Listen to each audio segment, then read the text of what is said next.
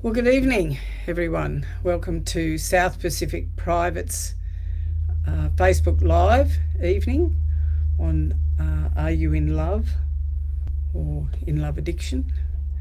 Sorry for the delay getting started. I apologise for that. I want to just wait a moment while other people are logging in and as we start. And as I've been waiting for this little technical hitch to be sorted, I was thinking this is a very big topic to be covering. And of course, as we're approaching Valentine's Day in a week, I think it's front of mind for many people that are here tonight listening to this. I'm making an assumption tonight that many of you would be aware of the Pia Mellody work, The Model of Developmental Immaturity, and of course her book, Facing Love Addiction. And I particularly wanted to talk to you tonight about the actual love addiction and where it comes from.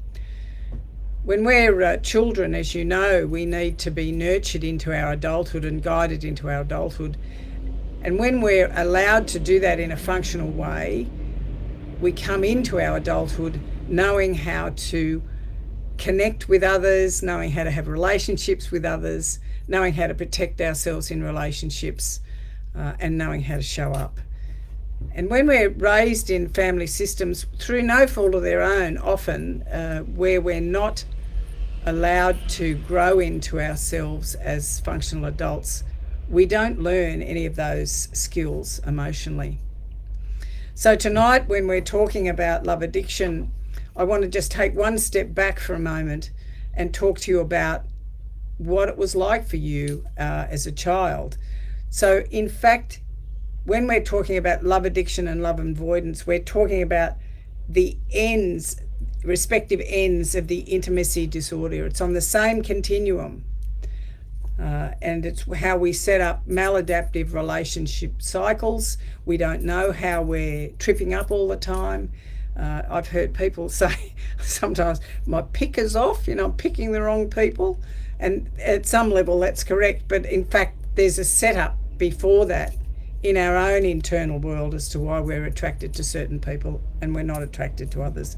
So I want to talk to you about that tonight, and I want to talk to you about the love addiction cycle first of all.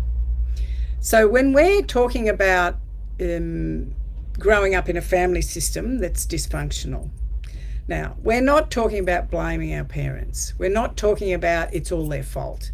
What we're saying is we were parented in such a way that we were unable to feel safe enough to grow into healthy relationships in our adulthood. So the greatest fear for a love addict is their fear of abandonment. And the underlying fear is one of intimacy. Now, you know as well as I do that intimacy in large part means, into me I see. It's allowing someone to actually see me in the best parts of me and the perhaps not so best parts of me. All of these conditions and all of these relational conditions are underpinned by trauma issues. And I know that for many people that's a harsh word, but it is the word we use. And so, for example, in the love addict's life, they will feel worthless in relationship to their partner. That is, they will be in a less than position than their partner. They feel like they've got to be taken care of because they can't take care of themselves, and they can't survive alone. And the terror for a love addict to be left alone is paramount. And they believe that if they don't get close enough relationally to someone, they'll die. Now, they're not going to die physically necessarily, although that can happen. It's the emotional sense of dying. And love addicts actually fall in love. I'm going to use the quotes a little bit tonight. And they fall in love with the fantasy of who they believe the person they're having the relationship is. That is, they put them on the pedestal. They're in the better than position. They don't know. The love addict doesn't know they're doing it, and they respond to the love avoidance wall of seduction, because the love avoidant is generally good at being very seductive. They present like they're very present, and they're there's a lot of zing. There'll be a bit of love bombing going on in the beginning of the relationship. And so the love addict enters in a haze of fantasy. It's like this person is just too good to be true. It's like they're everything that I've ever wanted them to be. But of course, because the love addict comes from a space of needing to be looked after, they will deny the love avoidance walls. They will deny the fact that the love avoidant makes things important outside of their relationship. But they will keep the fantasy going about how amazing this person is. Inevitably, what happens is the love addict experiences an event with their partner that shatters their denial. And suddenly they will see the person they're in relationship exactly as they are. Now, the interesting thing about love addicts is they don't go into treatment until they get to this point. When they go into emotional withdrawal from the fantasy, they'll have a lot of feelings start to come up, and they're generally very painful. They feel a lot of pain, they will feel anger, they feel massive shame, fear, rage, panic, and they will feel like they're totally out of control internally. And if you've ever had a friend who's been in this cycle, you'll see them just discombobulate in front of your very eyes. And these could be people that otherwise hold quite senior positions, quite functional in their lives, but in this one relationship, they will actually start to, what I would say, unravel. It's actually at that point that the love addict will go into treatment or reach out to see a therapist. They're in so much pain, they don't know how they're going to survive it. After they start to come out of that, what they will do is, if they don't go into treatment and get very aware of what's happening for them and where it's come from, the underpinning of the trauma in their life, they will start medicating and obsessing. Now, if they've got addictions on board other than this one, drugs, alcohol, gambling, food, they will start to really act out in those areas. They will medicate and obsess around this relationship, themselves, how bad they feel and how discombobulated they feel. And then after a period of time, they will turn to the fantasy about who the person is they're in relationship with, and they'll re-enter the relationship, or they'll end this one and they'll repeat the whole pattern with another person. So they're actually in fantasy a lot of the time. They're not in reality about who the person is that they're actually in relationship with. And the interesting thing is that often there's been a lot of love bombing coming from the other partner. Now, I'm not sure if that actually makes sense to you, but I want to actually now take one step back further from that. If that's something you've identified with about how you've worked in your relationships. Interestingly enough, because the love addict is terrified of abandonment, if we take a step back and look at how they were parented as children, we will probably find that they were disempowered children, what we would call in the codependency recovery world, they were the lost child. Now, the lost child, the primary parenting word is abandonment, and the parent walls out the child while they're being parented, and the child carries the shame. And we all know that the toxic level of shame is worthlessness, which is how they become set up to be in a relationship with someone who's in their better than, and they're in their less than. So you see, it all comes out of that parenting that we have as children. Let me just run through, there's 5 areas that we need to be functional in our relationships, and I'm going to run through them at the end of this talk. So for self-esteem, for a love addict who's parented with abandonment, they will feel less than, and they will get value from being good and perfect. They will always be fronting up and being the good and perfect child. They alternate between no boundaries or walls. Their reality is good and perfect. because in reality we talk about body, thinking, feelings and behaviour. So in those 4 areas they're all trying to do good and perfect. Like they might present as an adult and they're always doing their exercise on time and they're eating properly, or everything about the outside is to look fabulous. The dependency is they're needless and wantless. That is, they don't set a boundary, they don't ask for a need. And if you say to a love addict, well, what do you want? They won't be able to tell you. What do you need? They've got no clue. So they're needless and wantless in their relationships. It's always deferring to the other all the time. Their moderation, they're not in moderation, they're out of control with being in control of others. That's it. They're constantly manoeuvring. They don't mean to. It's, there's a lot of manipulation and manoeuvring going on. They don't mean to do it. They're just trying to get something because they've got the terror of being alone. And their behaviour is that they're enabling. They yield a lot. That means they give in a lot. They acquiesce a lot. They will not address conflict head on. They'll be passive aggressive in their conflict. They appear powerless. They're not, but they appear powerless. And they experience a lot of anxiety and depression.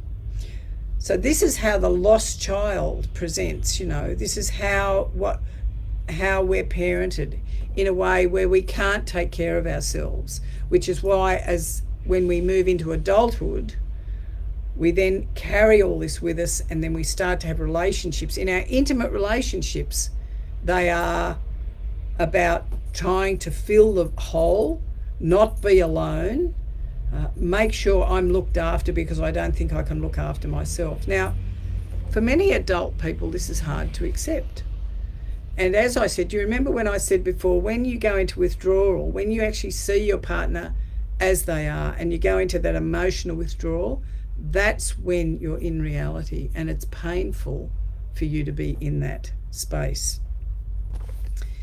If I can talk about the other side of this, so to make sense of it, oftentimes the love addict will be attracted to somebody who's in their love avoidance cycle. Now this is tricky. The love avoidant comes from enmeshment, and they will either sit in the hero role, which is usually the firstborn, or the scapegoat. The hero is falsely empowered because they're enmeshed, and the scapegoat is both falsely empowered and disempowered. But I'll come back to that in a minute. So the greatest fear for the love avoidant is that their fear of intimacy, fear of being seen for all of the complexity that I am. And the underlying fear is that of abandonment. So it's the opposite, you see. So love addiction, they're terrified of abandonment. The underlying fear is intimacy. Love avoidant, they're terrified of intimacy. Underlying fears of abandonment. Love avoidance come from the trauma of being enmeshed, which means they've been smothered as children. They've been brought up to be older emotionally than they need to be. They're not treated age appropriately. They might have had things shared with them by the parent that is not age appropriate. So what they learn as children is that my sense of value comes from taking care of needy people. That's my job. If I don't care, my job relationally is to take care of needy people. And if I don't, I feel guilty. And to be relational or intimate for a love avoidant is to suffocate. And so often you'll hear people talk about, they'll meet in the relationship. This is the this is the love avoidant, and this is the love addict, this one here. So, they'll come together and there's all that wonderful zing. There's a bit of love bombing going on. I mean, let's be honest, if there wasn't zing in the relationship in the beginning, none of us would end up in a relationship, right? So we come together, there's the zing. Now, the love addict needs to be taken care of. They may not say that, and they may not even be aware of it. And the love avoidant is very good at doing the taking care of. So the love avoidant enters the relationship out of duty, not love. It's their duty to take care of needy people, and here we have a very needy person. they enter, the love avoidant enters behind a wall of seduction. Now, this doesn't look like they're not present. It looks like they're very present. But when you enter a relationship behind a wall of seduction, you're actually impeding intimacy. You're not allowing someone to really see you as you are. You know that your job is to take care of needy people. I mean, that's what you've always done in your life. I mean, you're probably quite a leader in your life. There's all sorts of things where you're the go-to person to get things done in the family, you know, and so it goes and so it goes. So you enter this relationship. It's your job to take care of the needy person, which is the love addict. And so you start to do that. They're very grateful for that. They love that you're taking care of everything. But what happens to you as the love avoidant is, after a period of time, you will start to get resentful about the fact that the neediness of your partner seems to be never ending. And so you'll move from a wall of seduction to a wall of resentment and anger. It becomes low-lying anger. In some way, what you'll do is what you always do, is you'll abandon the relationship. Now, you'll stay in the relationship, but you'll create some distance from your partner.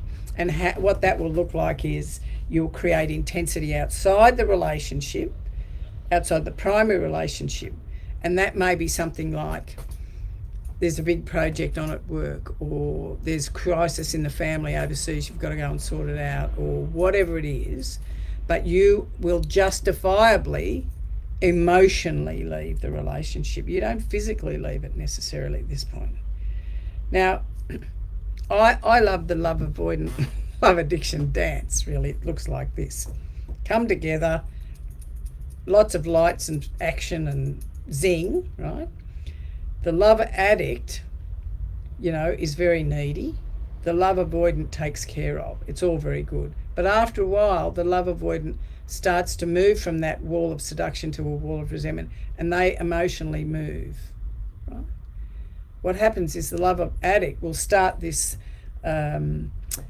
thinking, oh, I need to, you know, be more present. I need to cook better meals. I need to keep the house tidier. I need to earn more money. I need to look better. I need to lose weight. I need to, whatever it is you think you need to do to entice them back to you.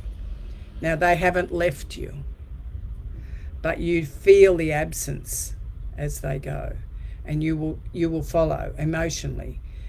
In the same way that their parent did, it's like the enmeshment in a way starts. It's like you're pursuing. They can't move because they're feeling suffocated.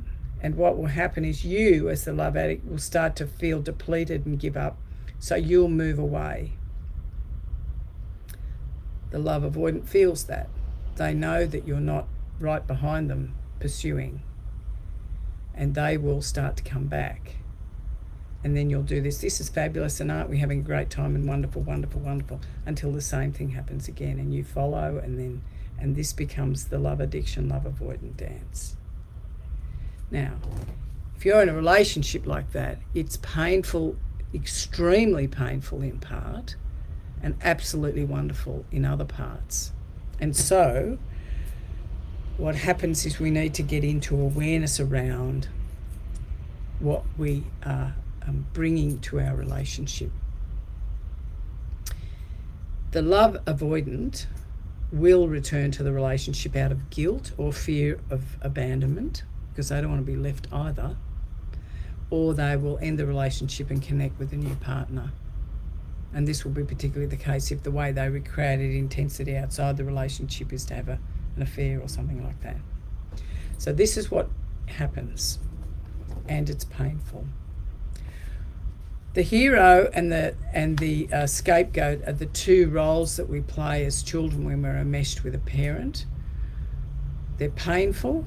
They often aren't known to us until we come into recovery. And it's only when we come into recovery that we actually start to see that the dysfunction that we've brought into our adult relationship, our adult intimate relationship,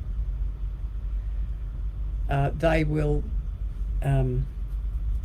Sorry, I just had people shooting questions to me. I got distracted there for a minute.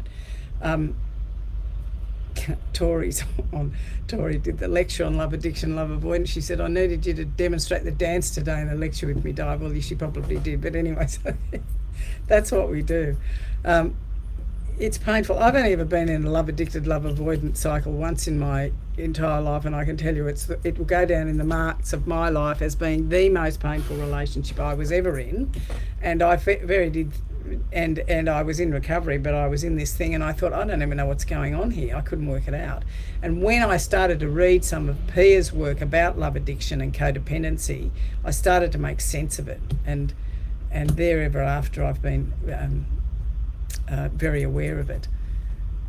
The thing I will say to you about coming into a relationship, it's often that if you're in this cycle and you've got some trauma in your history and you haven't quite, you started working on it, but it's time to do a bit of a deeper dive.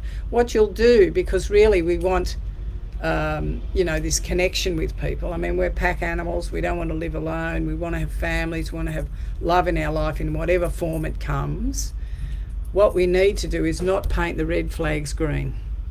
And we're very good at doing that when we're in this cycle. It's like, I can see that he's not, or she's not, or they're not, or whatever, and we're painting the red flags green. And one of the things that will happen when working with clients who are coming out of this sort of toxic relationship, they will look back at it and think, how did I ever get to stay in that as long? Why did I put up with that? And the reason you did is because there's a wound in here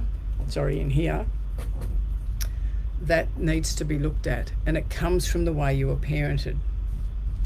That's the way we work. Now, in South Pacific, we run love addiction, love avoidant programs. It's very helpful for people to look at this in a safe environment with people who understand how to manage it. It's not easy work, but it will transform your life. We're coming up to nearly time to take questions, but I just want to talk to you for just a moment because, if you're listening tonight, you may well think to yourself, well, yes, okay, I'm in the cycle, I get it, how do I get out of it? That's the question. Well, I would suggest two things. You either see a therapist who understands this cycle and works with you in their practice to help you. You take some time out and go and look at it through the relational recovery. If you've been in South Pacific, there's plenty of day programs that will help you do that.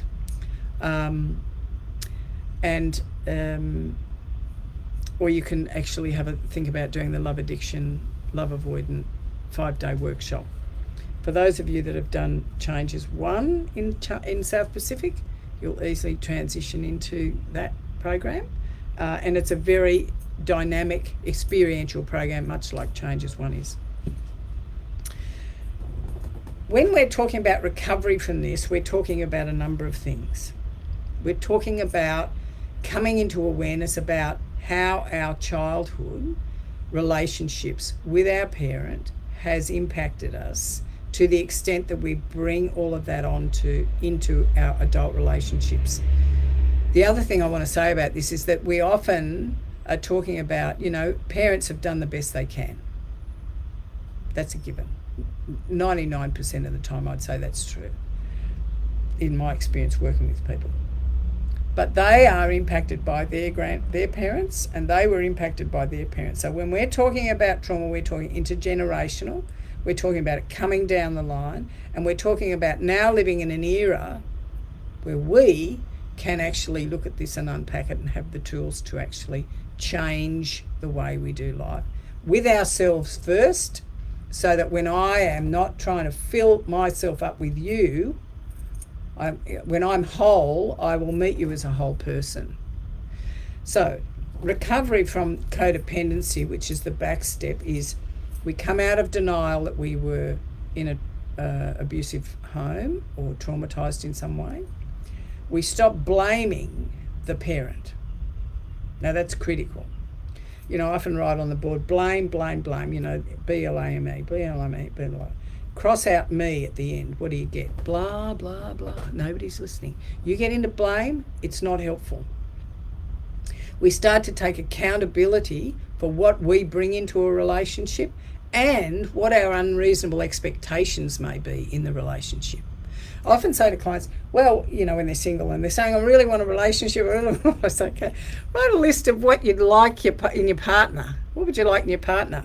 And they'll, you know, write this long, you know, and I say, be really exact what you want, you know. They've got to live in Sydney, they've got to do this, so we need to be this sexuality, blah, blah, blah. So they write the long list and they bring it in very dutifully and say, I've done my list, like it's going to all come true, you know, like I'm the magic fairy and I can just make it happen.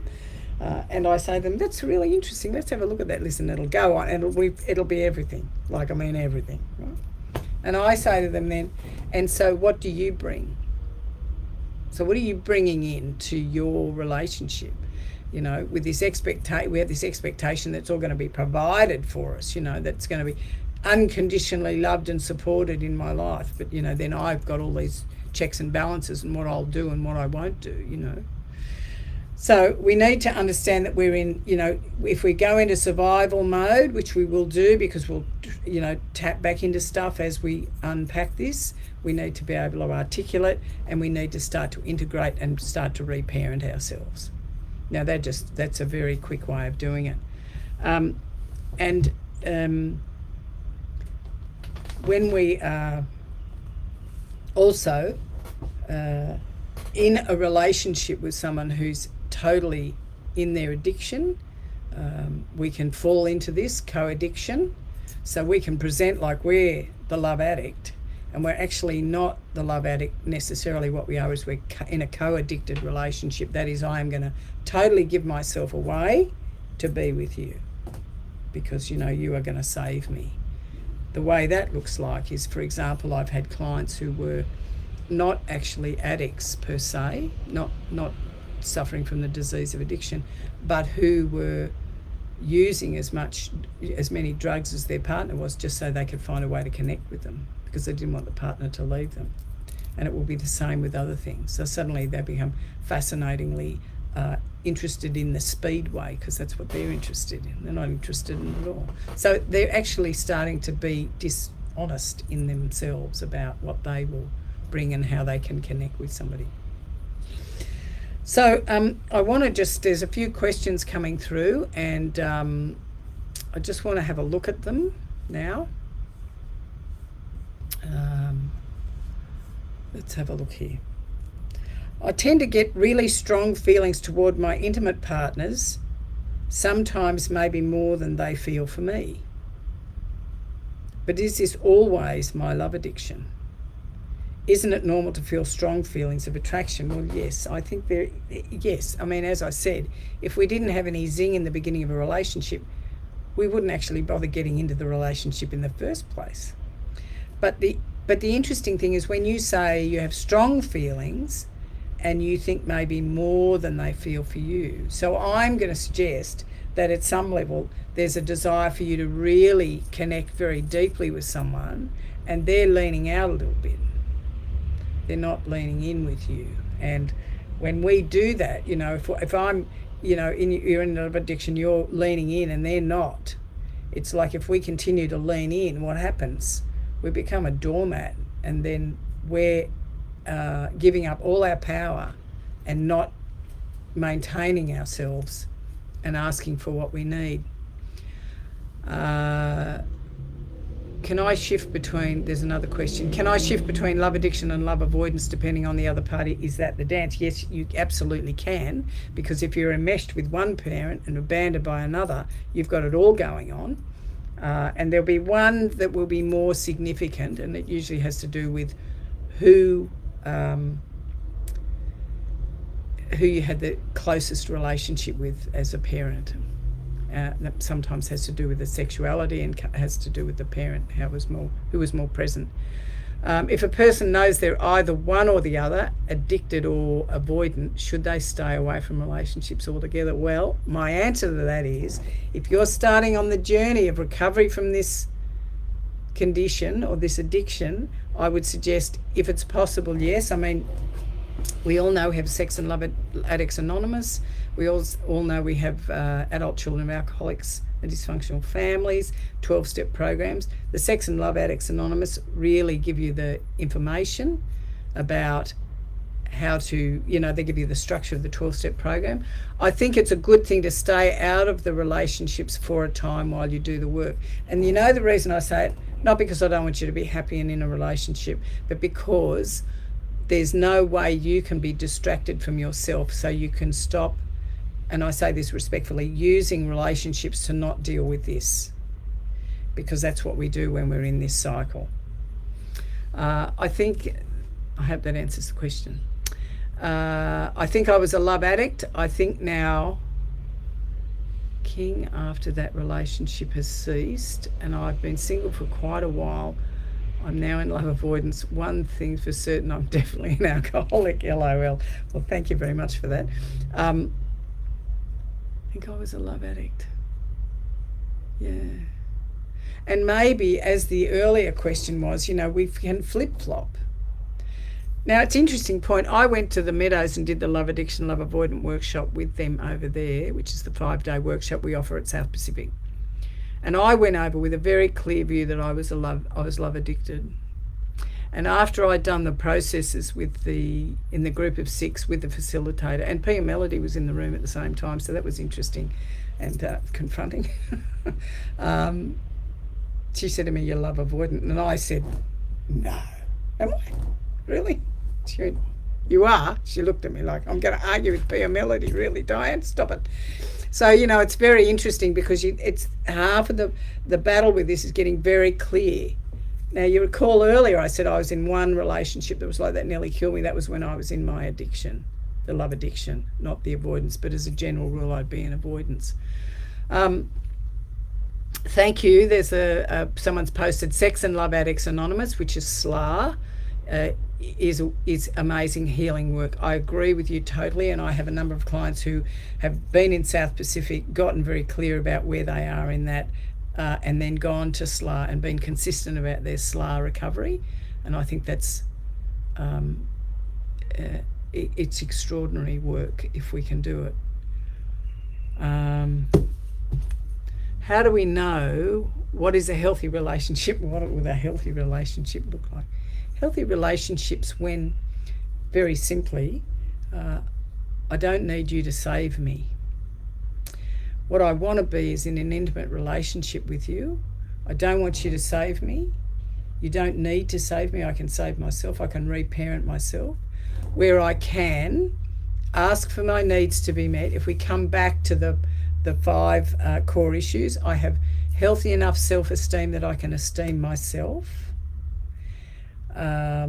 Where I'm able to set boundaries instead of walls, where I can sit in reality. And reality is that sometimes I'm going to be able to give you what you want and need, and sometimes I'm not. And when I can't, I need to be able to say that, and I need you to be able to hear me. Now that's a healthy relationship. As children, we need our 9 dependency needs met. Well, in a sense, what I need to be aware of my own needs first, and I need to meet them before I do anything for you. I need to take responsibility for my own needs. And often, when running groups, I'll say, what do you need today? And people will go, I don't know what I need. It's like we all ultimately get what I want. But we don't get what we need because we don't know what they are. And the 4th one is I need to be moderate in my relationship. And I'm not talking about not having fun. I'm big on that, spontaneous, open and moderate.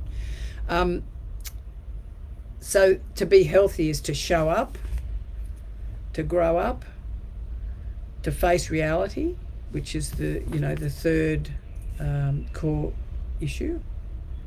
Except I'm imperfect and so are you. I'm going to make mistakes and so are you. I need to grieve losses from the past and not bring them into this relationship. I need to learn to reparent myself, and I need to learn to forgive myself. After years of love addiction work, I now really resent men and avoidance in general. How to get back into dating with this anger and pain? I would suggest that we go back to the anger and pain and actually do some process work around that, because that's your pain I'm going to suggest out of being hurt, feeling alone and feeling empty, feeling unseen and not heard. And that's very classic where the love avoidant love addict will come from. 5 day, is the 5-day workshop you spoke of at SPP? Yes, it is. Do I organise through you? You ring South Pacific and talk to them about doing an intake, a 5-day intake. I think it's an extraordinary program. I mean, I had a lot of recovery up when I went and did my love addiction, love avoidant workshop, and I, not arrogantly, was sitting on that plane flying over there, and it took forever, thinking to myself, well, I wonder what I'm going to learn about myself. And I learnt one thing I didn't know. One thing that I didn't. I saw something through a different lens that I knew about myself, and it shifted something for me. It was imperceptibly subtle, but quite amazing. Because, you know, these 5-day programs, they give you the gift of actually being in that moment, doing that work for yourself. So yes, you can give the intake team a call.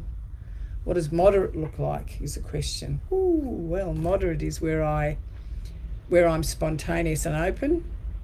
I don't sit on the continuum of being totally love addicted or out of control with that, and I'm not shut down to the point where I won't enter a relationship at all. You know, it's like we're on the continuum. We need to come together. Relationships aren't perfect. Could you mention some of the books? Yes, of course. Facing Love Addiction is the one that I'd suggest you get, Pia Melody. I think you can even get it on Audible now. And Facing Codependency. There's a lot on this stuff, but I was actually, just knowing I was coming on to talk to you, I was actually looking through this, and at the back of this book there's opportunity right on step 1, love addiction, to look through and do some work. And I think it's an amazing opportunity for us, and I don't think many people talk about it. A lot of people don't understand it until I start talking about it. And when I talk love addiction, love avoidance, they say, I'm not, and I say, okay, well, what about pursue a distancer? How about that? Could you work with that? So it's a very, very powerful way of working. So I think we're nearly at the end now, and you know, I'd certainly ask any of you who are struggling in this area to know that there's a solution, that you don't have to struggle with this. For those that have been in South Pacific, there's the Relational Recovery Program, which is a day program. For those that are interested in doing a deep dive, there's a Love Addiction, Love Avoidant program. Would I mind, there's one more. Would you mind touching on the 5 areas of functionality in the relationship? Of course. The 5 areas of functionality in the relationship is taking responsibility for myself, growing up, facing the reality, which is not sitting in bad, rebellious or good, perfect, but actually understanding that I'm perfectly imperfect just as I am, grieving the losses and learning to reparent yourself, and learning to forgive yourself. The other thing I'll say, the characteristics of a healthy relationship, and can I just quickly run through this and then I'll finish up. Each partner views each other realistically. It's like, you're not up here, I'm not down here, we're not doing this. It's like, I have great strength, so do you, we're working as a team here.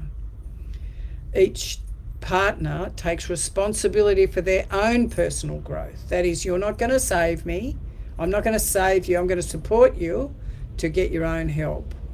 Each partner takes responsibility for staying in their functional adult self or their adult ego state. And when they don't, and they go back into some sort of wound or triggered into something, they own it. Each partner can focus on solutions to the problems. Each partner can be intimate and support the partner, the other partner, within a reasonable amount of time. So if there's been a rupture, you can come back. Each partner has developed a life of abundance. That is their own abundance, and they're interrelated. Each partner can negotiate and accept compromise. And each person's able to enjoy the partner despite the differences between them. And last but not least, each partner can communicate simply and directly. I'm a big advocate of say what you want to say in 3 sentences. If you can't do that, don't say it. Go away, workshop it, and come back and say it. Because when we're codependent and we're in this cycle, we'll go into over-explaining. We've lost the other person. They're not listening. What do you need to say in 3 sentences? And of course, if you've had the advantage of being in South Pacific, you understand the concept of sharing realities, which is very, very powerful if you can do it. So I want to thank you for jumping on tonight, and I hope it's been helpful. And we'll see you again next time. It's a big, big topic, and on behalf of South Pacific, I want to say thanks.